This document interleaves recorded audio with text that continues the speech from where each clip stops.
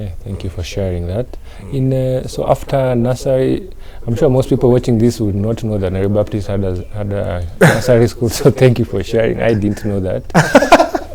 After that, in primary school, where did you attend?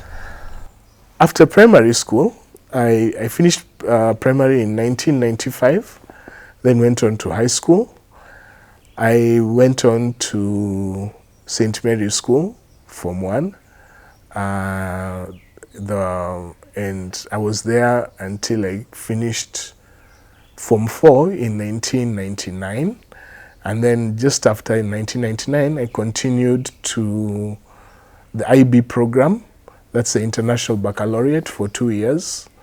And finished St. Mary's in 2001.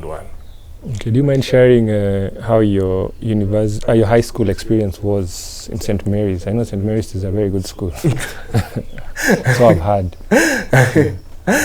It was very adventurous. St. Mary's was never a dull moment, not a single day without being entertained. The atmosphere in St. Mary's, as we call it, Saints, was everybody used to call us, your school is a holiday camp. I mean... Did you feel like it was a holiday camp? No. To argue that point is that I personally felt St. Mary's was a school that left you to do what you needed to do. The teachers would not push you. The head teachers would not push you at all. I mean, the whole administration would be like, you're here to learn. Okay, you've paid your school fees, come and learn. If you don't want to read and learn, that is your problem. That is your parents' problem. So nobody really attacked you for not going for preps. Not that we even had prep school.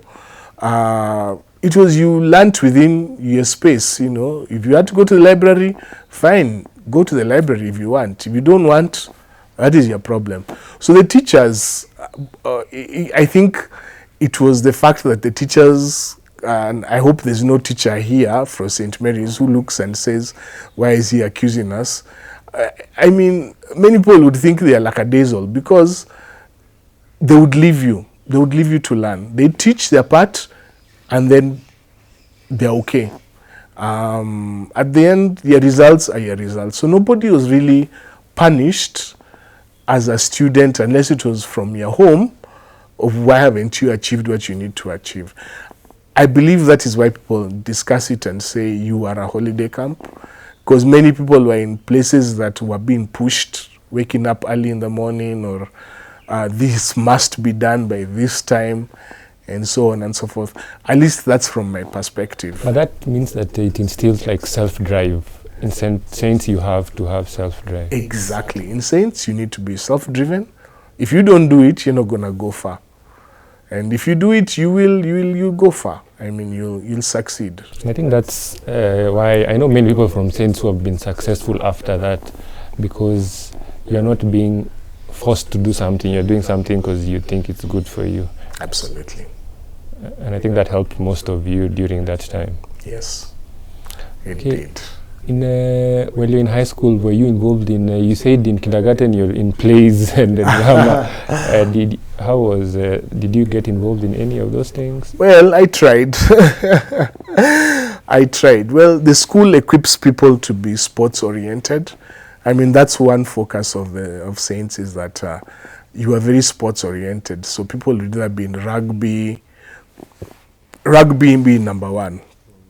Then number two was basketball, and number three was football.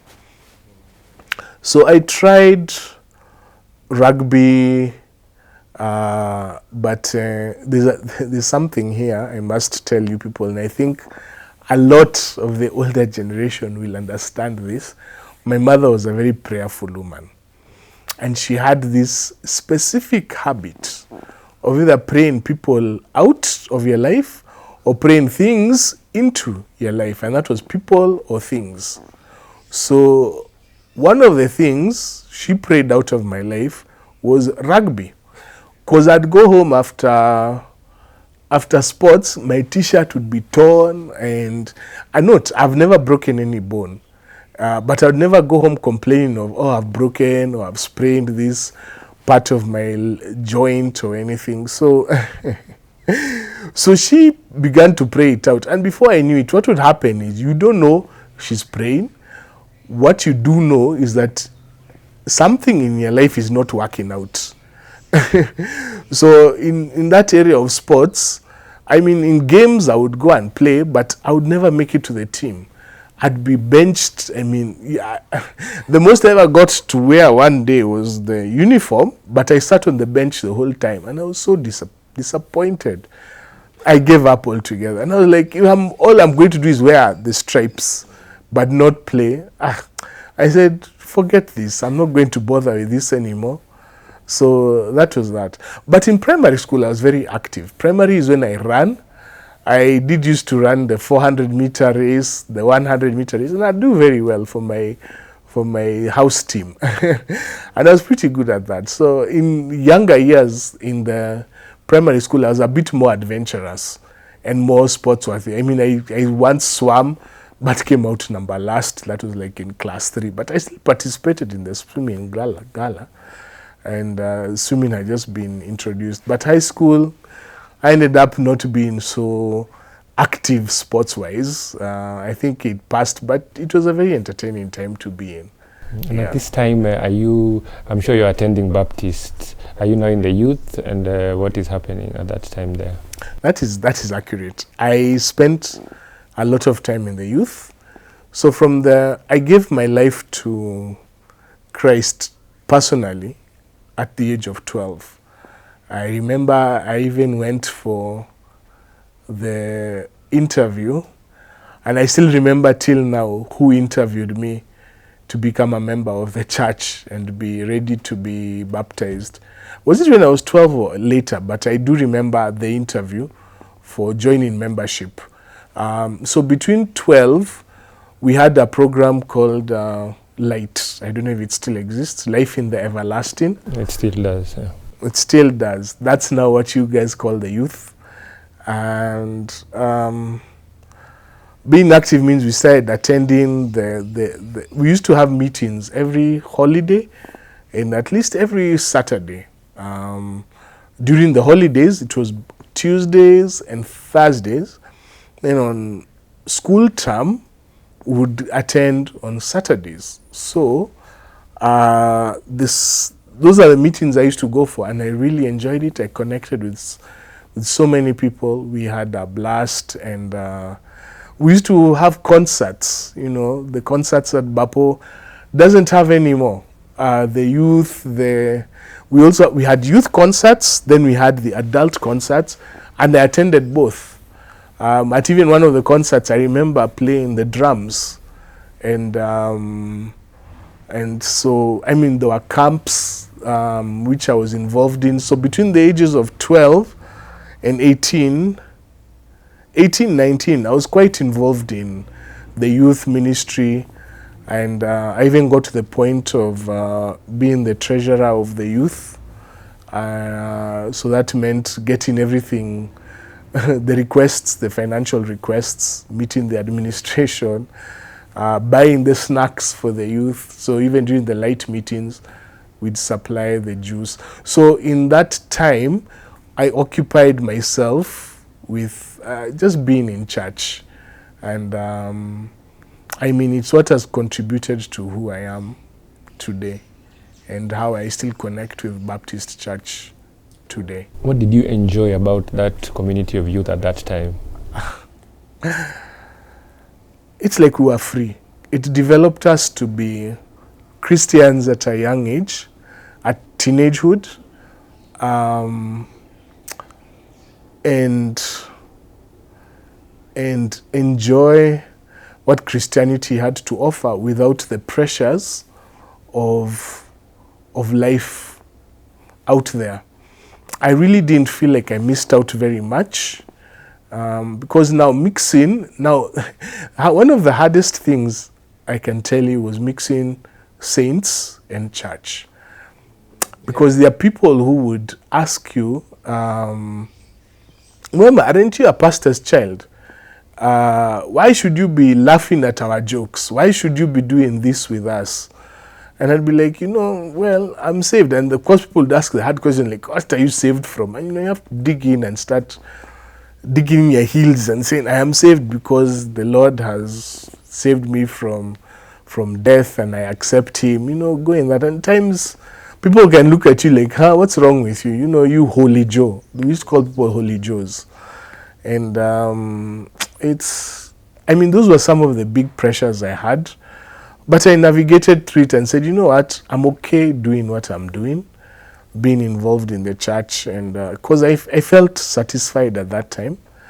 And to be honest, I that doesn't mean that I was a full saint. I can't really say that. I was also naughty in school, like all people. But I was also a child, like everyone else. I was a teenager, like anyone else. So, I don't know if I can say I was borderline, but I could interact with many different people. I could interact with whoever you are. It didn't matter where you came from or which home you came from. It didn't matter. I still talked to you and interacted with you as a person. As long as you were interesting, I didn't mind talking to you. So that was the life that I kind of lived. And but people still knew that, you're a Christian, so we respect that. Yeah. I think that pressure of being a pastor's kid kind of also helps you, controls you to certain. I know most people look at it negatively, but personally I think it can also help you have your boundaries clear, knowing this is also the expectation that I have in the way I should live my life. That's right. That's right. Yeah. There's a point you mentioned about how you were playing the drums. When did you pick up the drums?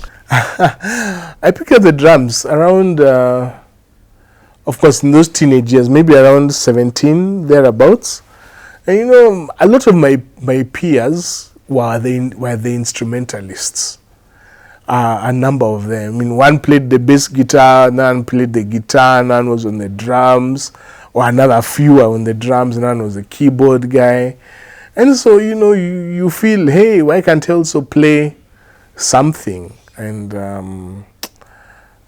so I picked up the drums and joined once in a while. But now mine was tinkering.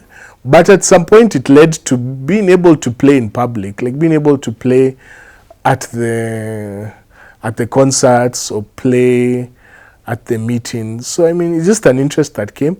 I think I've also had that interest of liking music and instruments.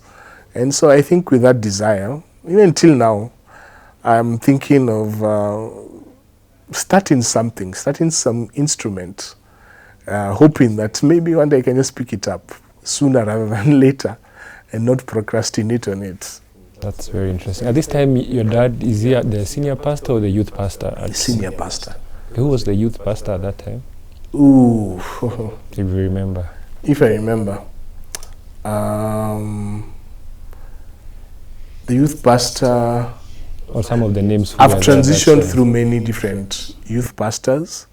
I know Reverend Majid was a youth pastor.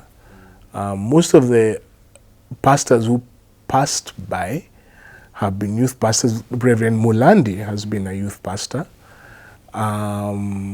Those are the names of actually the guys who have really impacted me along the years. They used to talk to us when we were youth and give us wisdom as we went along. Yeah.